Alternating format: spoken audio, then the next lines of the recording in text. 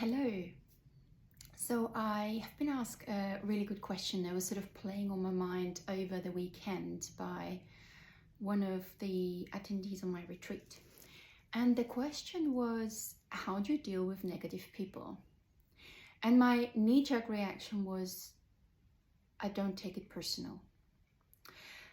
But then I was sort of thinking more and more about this, and I thought it might be helpful to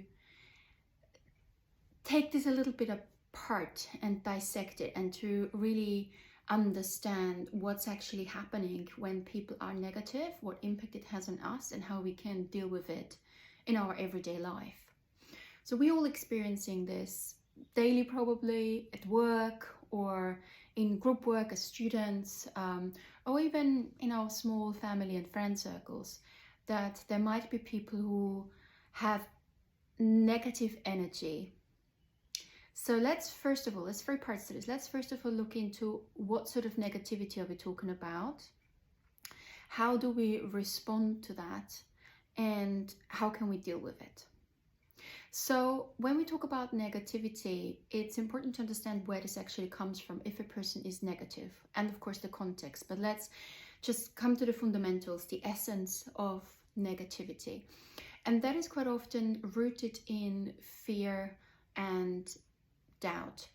And of course that comes from experiences that these people have had in the past, and so they're reacting from those experiences. So there is a couple of different approaches to how negativity can manifest itself though, and I think it's really important to understand which one is which. So there is the ad hoc negativity that comes from this fear-driven emotion that is very deep and rooted in people, and regardless of what you say, there will always be a negative response. And these people are really difficult, of course, and challenging to deal with because it is so deeply rooted in them, and their energy is also negative, that we don't want to be around those people a lot. We'll talk about how we can address this in a minute. Then there are people who like to play devil's advocate, who in principle might not be negative, but they always seem to be the ones that bring up the negative side of things. And again, this can bring in a certain energy. So you know that if you bring something to the table, an idea for a holiday or an idea for a project or whatever that might be, these people will say, let me play devil's advocate, and they will come with the opposite side of things. And this can be helpful to explore different views, of course, and sometimes this is important to assess risks and consequences and all these sorts of things. But there are some people who are more prone to do that than other people.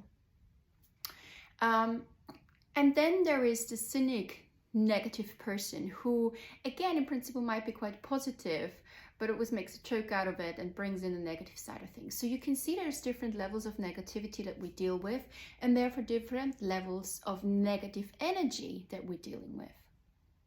Regardless of that level though, we can feel that. And of course, this is what makes it sometimes difficult for us to react. So how do we react? So first of all, we can feel attacked and we take it personal, and we will respond with something like, why are you always so negative? So of course there's two words in here that are really triggering, and that will most likely end up in an argument. Always negative. So it's like the never-ending story.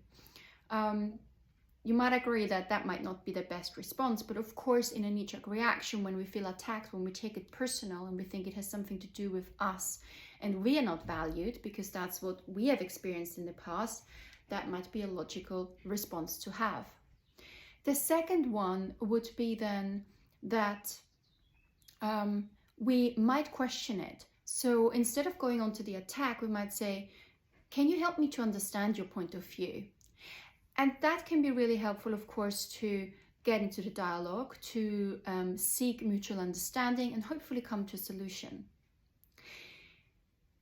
However, sometimes the issue with that is that you might be reinforcing the negativity of the other person, that you might be reinforcing the point of the other person by diving deeper into it. So it's a delicate balance act to do that in a way that it doesn't reinforce it, yet you are respecting the other person's point of view.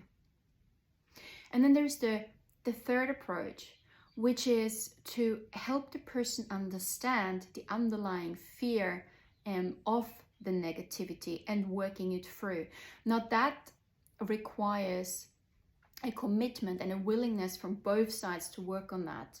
And most of the time it might not be there. And it's very difficult to say to somebody who you maybe don't know that well, and specifically in working relationships, to say, what is your underlying fear here? Where does this come from?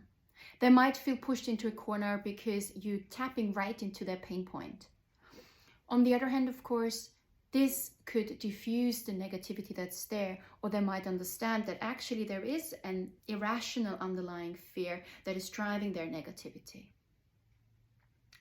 So how can we deal with it in a day-to-day? I think the third approach is probably a helpful one, however, not always the practical one.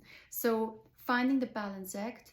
Number 2, exploring the point of view, and then maybe working through where the fear is coming from might be a better way to deal with this thing.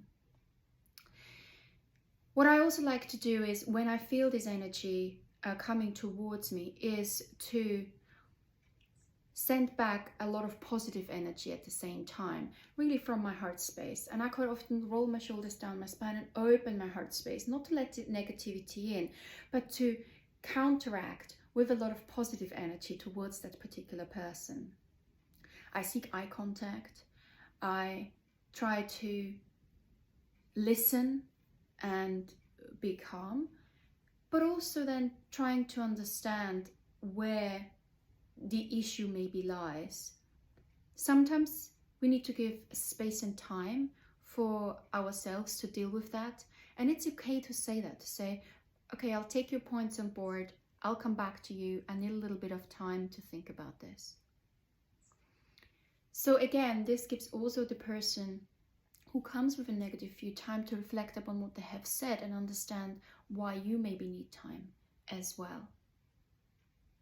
So I hope this helps you on your journey of dealing with negative people.